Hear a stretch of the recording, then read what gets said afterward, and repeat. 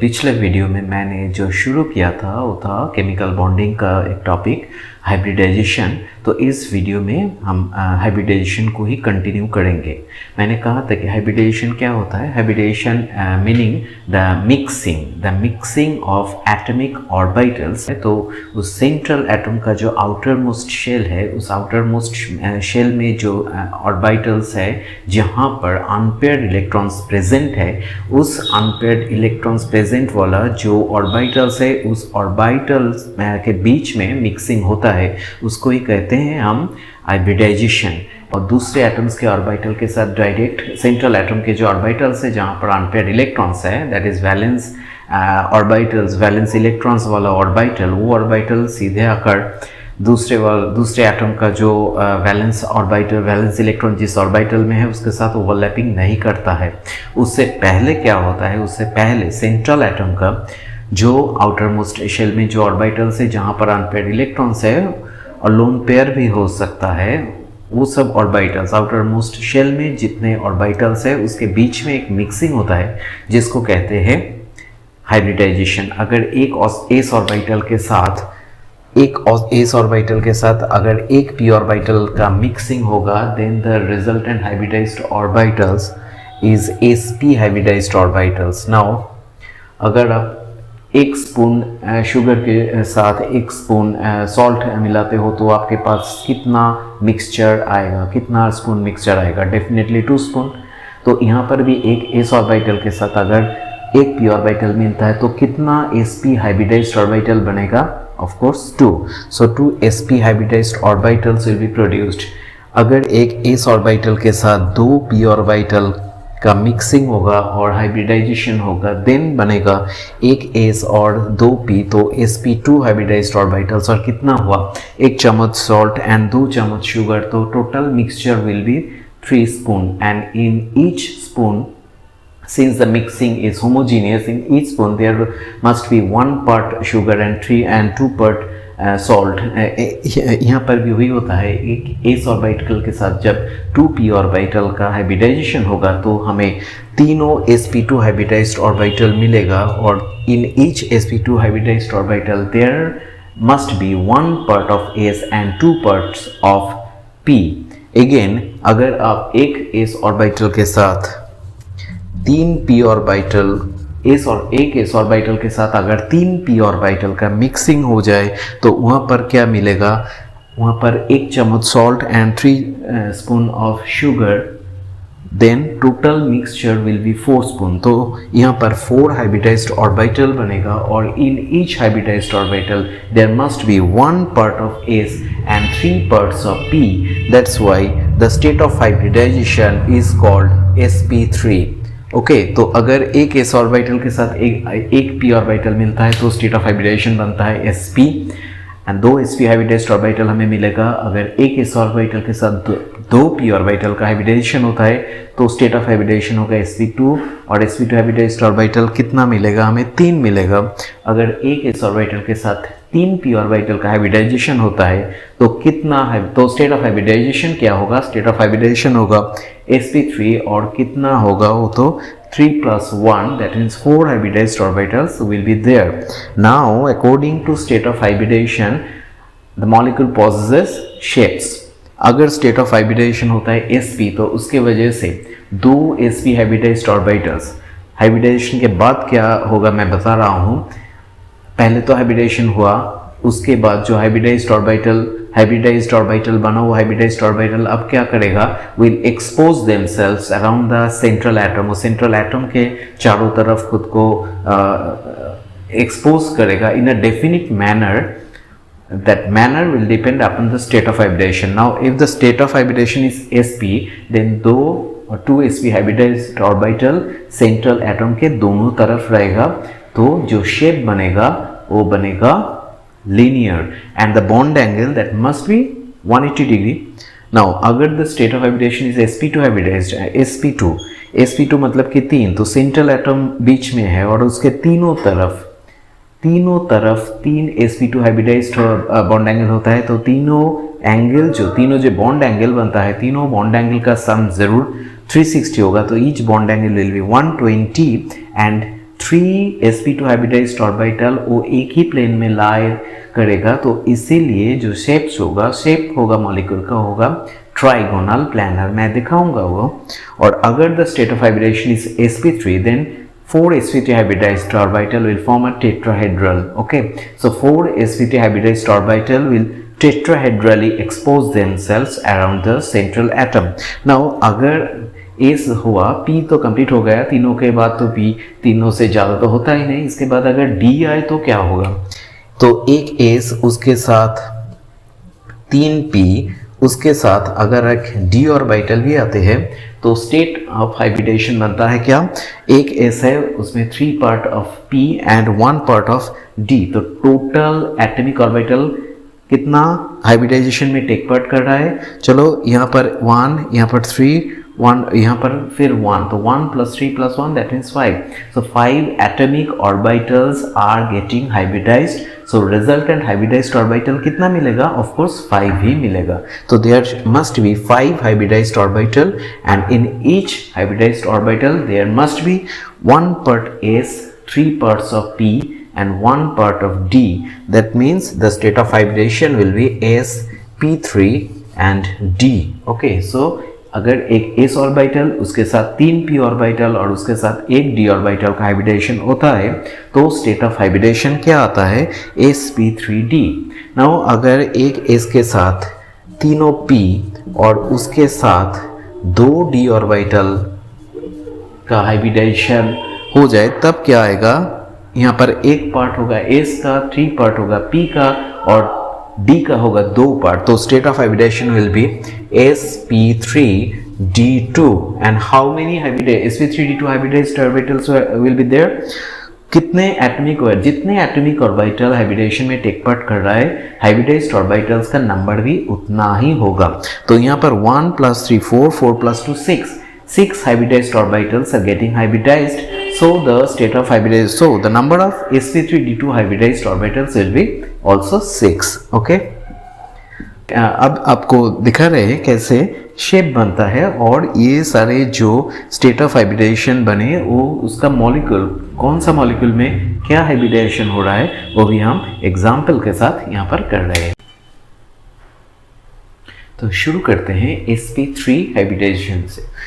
In methane molecule, the central atom is carbon and carbon has made 4 single bonds with 4 hydrogen atoms.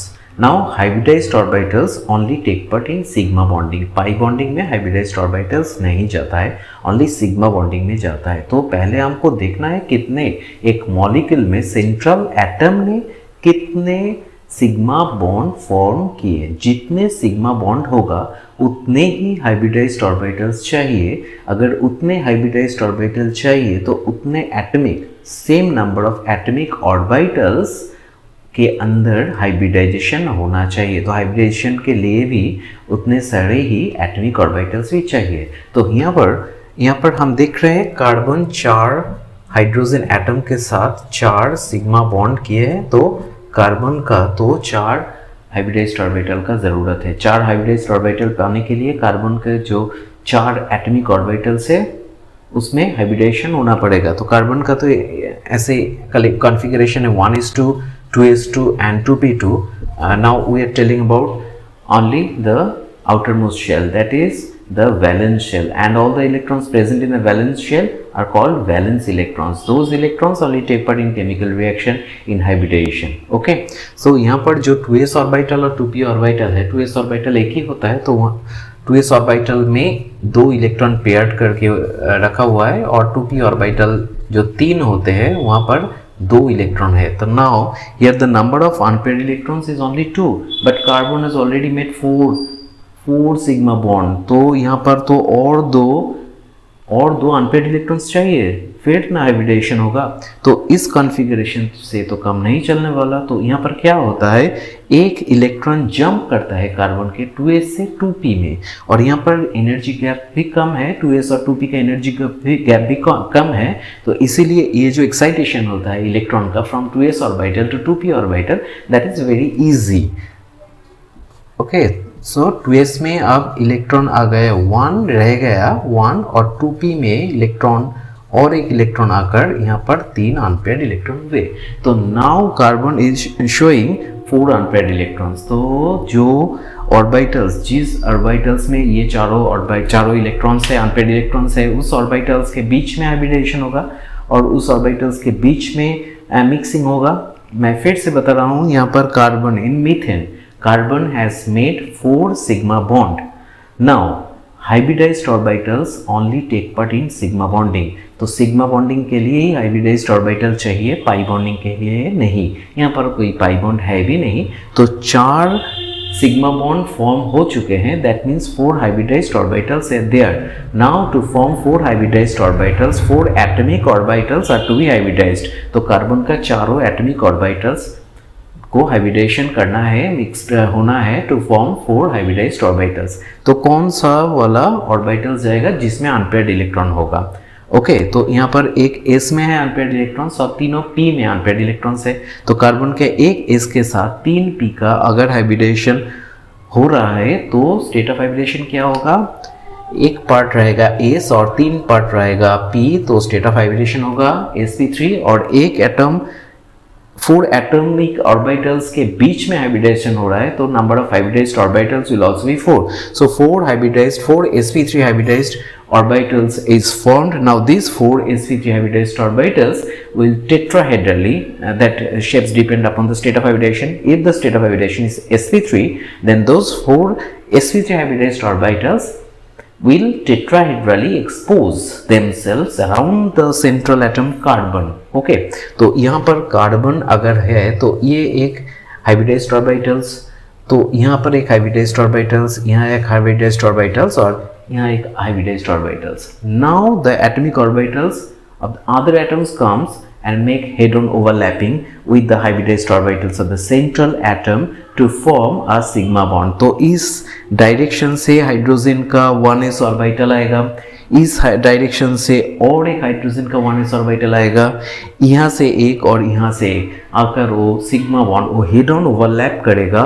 Hybridised orbital के साथ atomic orbital का head on overlapping हो रहा है और उसके वजह से एक सिग्मा बॉन्ड फॉर्म हो रहा है। तो यहाँ पर एक बना s के साथ sp3 का मिक्सिंग और s के साथ sp3 का ओवरलैपिंग, यहाँ पर और एक हाइड्रोजन का 1s के साथ कार्बन के sp3 का ओवरलैपिंग, यहाँ पर और एक और यहाँ पर और एक, ऐसे करके 4 हाइड्रोजन का जो 4 हाइड्रोजन एटम उसका जो 1s ऑर्बिटल वही है उसका वैलेंस ऑर्बिटल, वहाँ पर ही उसका अनपेयर्ड इलेक्ट्रॉन है। तो 1s ऑर्बिटल के साथ कार्बन का sp3 हाइब्रिडाइज्ड ऑर्बिटल्स का हेड ऑन ओवरलैपिंग हो रहा है और जिसके वजह से सिग्मा बॉन्ड फॉर्म हो रहा है। So all the 4 sigma bonds form between carbon and hydrogen are all as the result of s and sp3 overlapping. Okay, तो 2 ऑर्बिटल तो सेम ही है, s के साथ sp3, चारों बॉन्ड में ही जो ओवरलैपिंग हो रहा है वो होता है between s and sp3। So the extent of overlapping will be same and the resultant bond will be equally energetic. Okay, that means will have equal energy. That means the all bonds will have energetically equivalent. Okay, and it was also observed that in methane all the CH bonds are energetically equivalent. So that was the reason explained from the hybridization theory. तो यहाँ पर जो shape बन रहा है अगर आपको ये आउटलाइन करो तो आपको एक टेट्राहेड्रल मिलेगा। ठीक है, तो ऐसे, तो अगर हम एटम से दिखाए तो ये कार्बन, यहाँ हाइड्रोजन, तो इधर हाइड्रोजन, इधर एक हाइड्रोजन और इधर एक हाइड्रोजन, 4 डिफरेंट प्लेन्स में है और इसको आप अगर जोड़ दो तो आपको टेट्राहेड्रल के तरह दिखेगा। टेट्राहेड्रल मीन्स जिसका 4 प्लेन्स है, यहाँ पर एक प्लेन, यहाँ पर एक प्लेन, पीछे एक प्लेन और नीचे और एक प्लेन है और यहाँ पर as a result of sp3 hybridized orbitals तो शेप आ रहा है वो है tetrahedral and the bond angle that is HCH, any of the bond angle HCH bond angle will be 109 degree 28 minute. Okay, chalo, let us consider the molecule PeCl5. Okay, phosphorus pentachloride. Now phosphorus pentachloride, यहाँ पर आप देख रहे हो एक the central atom, यहाँ पर central atom है phosphorus और उसके चारों तरफ 5 Cl atoms are there. So phosphorus has made 5 sigma bond with 5 chlorine atoms. Okay तो 5 सिग्मा बॉन्ड अगर फॉस्फोरस कर रहा है तो इसके हिसाब से फॉस्फोरस को 5 हाइब्रिडाइज्ड ऑर्बिटल का ज़रूरत है.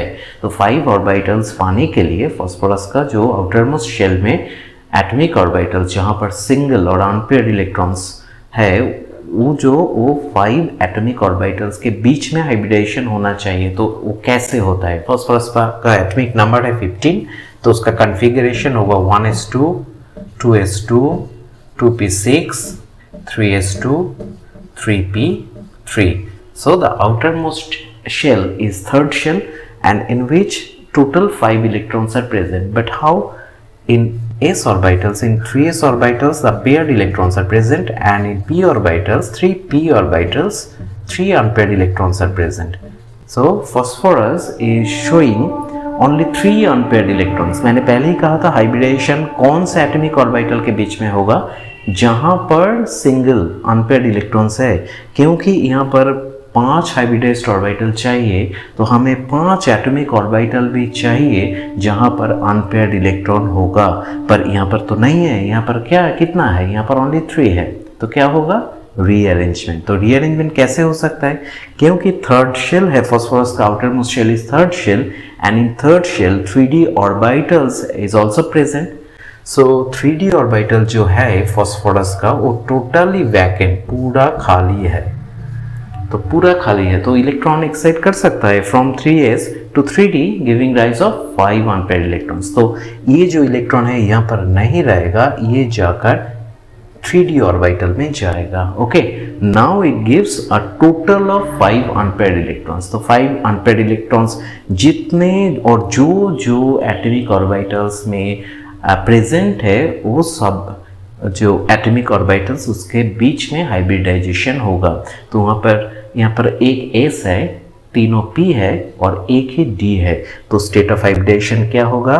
एक s, 3p और एक d. तो स्टेट ऑफ हाइब्रिडेशन आएगा sp3d. And how many sp3 hybridized orbitals is there? Because of 5 atomic orbitals they are getting hybridized. 5 atomic orbitals hybridized हो रहा है तो यहाँ पर 5 sp3 हाइब्रिडाइज्ड ऑर्बिटल्स ही फॉर्म होगा. तो now this 5 sp3d hybridized orbitals will expose themselves around the central atom phosphorus in the manner depends upon the state of hybridization. Now if the state of hybridization is sp3d, then the resultant shape is TBP. TBP means trigonal bipyramidal. Trigonal bipyramidal कैसे होता है? यहाँ पर देखो, यहाँ पर एक phosphorus है, यहाँ पर एक sp3 hybridized orbital, sp3d hybridized atomic orbital, यहाँ पर एक और यहाँ पर एक. तीनों जो sp3 हाइब्रिडाइज्ड ऑर्बिटल्स है वो एक ही प्लेन में रहता है, इसलिए एक ट्राइगोन फॉर्म करता है. अब एटॉमिक ऑर्बिटल्स आता है ये along the axis of the sp3d hybridized orbitals, और वहाँ पर आकर क्लोरीन का जो अनपेयर्ड इलेक्ट्रॉन जो एटॉमिक ऑर्बिटल में है उस एटॉमिक ऑर्बिटल ये sp3d हाइब्रिडाइज्ड ऑर्बिटल के साथ हेड ऑन ओवरलैपिंग करेगा और यहाँ पर एक सिग्मा बॉन्ड फॉर्म करेगा. तो ऐसे करके यहाँ पर एक Cl के साथ बॉन्ड हो रहा है. सेम तरीके से यहाँ पर भी क्लोरीन एटम के साथ बॉन्ड हो रहा है. तो ये तो गया तीनों sp3d हाइब्रिडाइज्ड ऑर्बिटल जो एक ही प्लेन में रहता है, और दो sp3d हाइब्रिडाइज्ड ऑर्बिटल वो एक above the plane and below the plane रहेगा. तो यहाँ पर और एक Cl और यहाँ पर और एक Cl. अगर आप इसको जोड़ते हो तो यहाँ पर एक पिरामिड का फॉर्मेशन होता है, ठीक है. और नीचे अगर जोड़ते हो तो नीचे भी एक पिरामिड का फॉर्मेशन होगा. तो ये बना एक ट्राइगोन और ये बना ऊपर में एक पिरामिड और ये बना नीचे में एक पिरामिड. ओके, ऐसे करके 2 पिरामिड रहते हैं, इसीलिए इसको बाइपिरामिडल कहते हैं. और बीच में एक ट्राइगोन फॉर्म करते हैं, ट्राइगोन फॉर्म होता है. तो इसीलिए इस जो शेप है इस शेप का नाम होता है trigonal bipyramidal. Now trigonal bipyramidal जो शेप है इसमें ये जो है इसको कहते हैं एक्सियल पोजीशन. ऊपर above the plane and below the plane जो दो sp3d hybridized ऑर्बिटल प्रेजेंट है, और मैं कह सकता हूँ कि जो दो सिग्मा बॉन्ड प्रेजेंट है बिटवीन फॉस्फोरस एंड क्लोरीन, इसको कहते हैं एक्सियल बॉन्ड्स। एंड ये जो है सेम प्लेन में, एक ही प्लेन में तीनों तरफ तीन, इसको कहते हैं इक्वेटोरियल पोजीशन। ओके, तो ट्राइगोनल बाइपिरामिडल शेप में तीनों बॉन्ड होगा जो इक्वेटोरियल पोजीशंस में होगा, और दो बॉन्ड होगा जो above the plane and below the plane रहता है, जिसको कहते हैं हम एक्सियल पोजीशंस। ओके, नाउ फिर हम देखेंगे कि ये जो 5 बॉन्ड है PCl5 में फॉस्फोरस क्लोरीन के बीच में, ये 5 बॉन्ड सेम नहीं होता, उसका बॉन्ड एनर्जी सेम नहीं होता, ये हम बाद में देखेंगे। तो पहले ये रहा, ये जो बॉन्ड एंगल, अब बताओ बॉन्ड एंगल क्या होना चाहिए, क्योंकि ये Cl फॉस्फोरस Cl ये तो एक स्ट्रेट लाइन में है, तो ये बॉन्ड एंगल क्या होगा, 180 डिग्री होगा। ये जो Cl फॉस्फोरस Cl है, ये कैसा है, ये परपेंडिकुलर है इस एक्सिस से, और इस बॉन्ड से ये बॉन्ड तो परपेंडिकुलर है, तो यहाँ पर जो बॉन्ड एंगल होगा वो 90 डिग्री होगा। तो ऊपर ये जो प्लेन है, ट्राइगन है, ट्राइगन के ऊपर एक है और नीचे एक है, तो ट्राइगन के ऊपर जो बॉन्ड एक्सिस, जो एक्सिस है और एक्सियल पोजीशंस है, उससे और जो तीन इक्वेटोरियल पोजीशन में है, तीनों के साथ 90 डिग्री एंगल में है। ठीक है, नीचे जो एक्सियल पोजीशंस में है वो भी 3 इक्वेटोरियल बॉन्ड्स के साथ 90 डिग्री एंगल में है, पर तीनों जो एक्सियल पोजीशंस में है वो एक दूसरे के साथ 120 डिग्री एंगल में है। तो इसलिए हर bond angle in trigonal bipyramidal shape, each bond angle is not same। Okay, equatorial positions में जो बॉन्ड एंगल होता है वो होता है 120 डिग्री, और एक्सियल पोजीशंस में जो bond angle between axial and equatorial जो बॉन्ड एंगल होता है 90 डिग्री।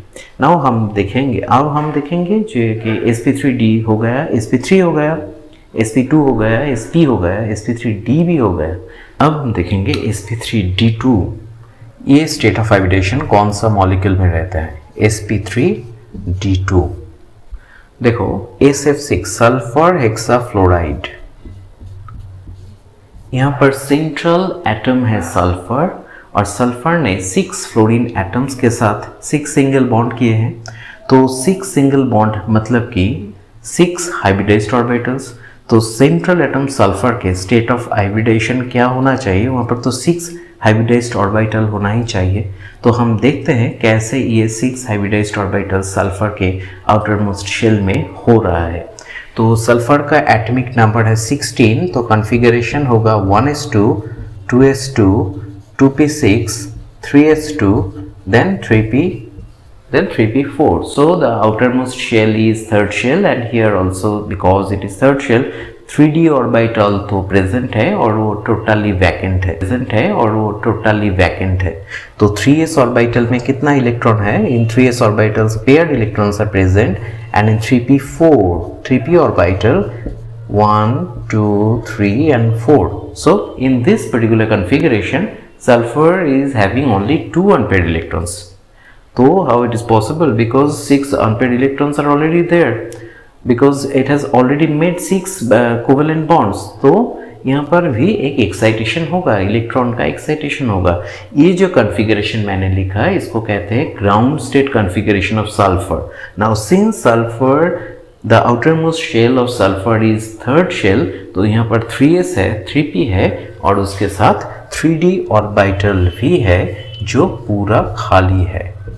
तो यहाँ पर इलेक्ट्रॉन एक्साइट करेगा। इन फर्स्ट स्टेट 3p से एक इलेक्ट्रॉन जाएगा 3d में, तो यहाँ पर एक इलेक्ट्रॉन नहीं है, तो वो इलेक्ट्रॉन जाकर यहाँ पर गिरा, तो now unpaired electrons become 4, but still यहाँ पर तो 6 बॉन्ड हो चुके हैं, तो ये कॉन्फ़िगरेशन से भी काम नहीं चलेगा, तो दूसरा एक्साइटेशन होना चाहिए। तो इसको कहते हैं, पहले मैंने जो लिखा था उसको कहते हैं ground state electronic configuration of sulphur, and now this is first excited state, and again excitation will occur, the electron will jump from 3s to 3d। तो यहाँ पर इलेक्ट्रॉन नहीं होगा, वो इलेक्ट्रॉन जाकर ये 3d ऑर्बिटल में आएगा।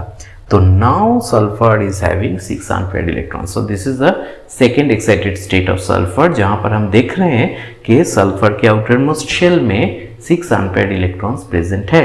तो 6 अनपेयर्ड इलेक्ट्रॉन्स जितने जो ऑर्बिटल्स में है उस ऑर्बिटल्स के बीच में ही हाइब्रिडेशन और मिक्सिंग होगा. तो वहाँ पर एक s है, 3p है और d है 2. तो स्टेट ऑफ हाइब्रिडेशन क्या होना चाहिए, जहाँ पर एक s होगा, p होगा 3 और d होगा 2. तो state of hybridization will be sp3d2. And how many sp3d2 hybridized orbitals will be there? Since the 6 atomic orbitals are getting hybridized, so 6 hybridized orbitals will also be formed. So the number of sp3d2 state of hybridation, number of sp3d2 hybridized orbitals will be also 6. Now those 6 hybridized orbitals will expose themselves around the sulfur atom in a definite manner depending upon the state of hybridization. Now if the state of hybridization is sp3d2, उसके लिए जो shape होता है वो होता है octahedral. तो octahedral shape कैसे बनता है ये भी देख लो. सल्फर उसके एक ही प्लेन में चारों तरफ sp3d2 हाइब्रिडाइज्ड ऑर्बिटल होगा, जिसका एक दूसरे के साथ बॉन्ड एंगल होगा 90 डिग्री. ओके, तो ये चारों जो sp3d2 हाइब्रिडाइज्ड ऑर्बिटल है एक ही प्लेन में है, और अबव द प्लेन एक है और बिलो द प्लेन और एक है. तो ये बना 6 sp3d2 hybridised orbital. Now the fluorine atoms come with its atomic orbital, जहाँ पर अनपेयर्ड इलेक्ट्रॉन है, और make hadron overlapping with the sp3d2 hybridised orbital of sulphur. तो यहाँ पर एक हेड्रोन ओवरलैपिंग होगा, तो उसके लिए एक सिग्मा बॉन्ड फॉर्म होगा. तो सल्फर के साथ यहाँ पर एक फ्लोरीन का सिग्मा बॉन्ड हो रहा है, यहाँ पर भी हो रहा है, और ये जो 4 पोजीशंस है, 4 पोजीशंस में भी 4 सिग्मा बॉन्ड फॉर्म हो रहा है. तो अगर आप इसको जोड़ दो तो यहाँ पर क्या होगा, यहाँ पर 4 प्लेन आ रहा है, 1 2 3, और पीछे और एक है 4, और नीचे भी 4 आ रहा है. तो total 4 planes are present. That's why the shape is called octahedral shape. ठीक है, तो इसको अगर हम जोड़ दें तो दिखने में ऐसा रहेगा.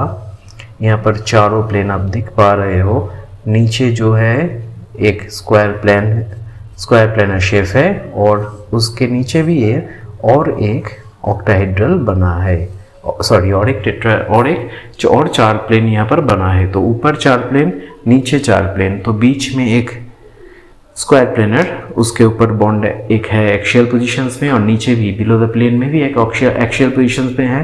तो इसके टॉप से अगर इस चारों कोना को जोड़ दो तो एक आएगा जिसको एक टेंट की तरह दिखता है, और नीचे भी एक टेंट की तरह शेप आएगा. तो ऊपर एक टेट्रा मतलब कि चारों प्लेन और नीचे चारों प्लेन मिलकर हो रहा है octahedral, that is 8 planes are present. So this was all about the hybridization. अब हम hybridization और जो molecules है, आपको अगर एक molecules दिया जाए और उसका state of hybridization क्या है बताने को कहा जाए तो आप कैसे वो कैलकुलेट करेंगे, तो वो भी मैं बताने वाला हूँ.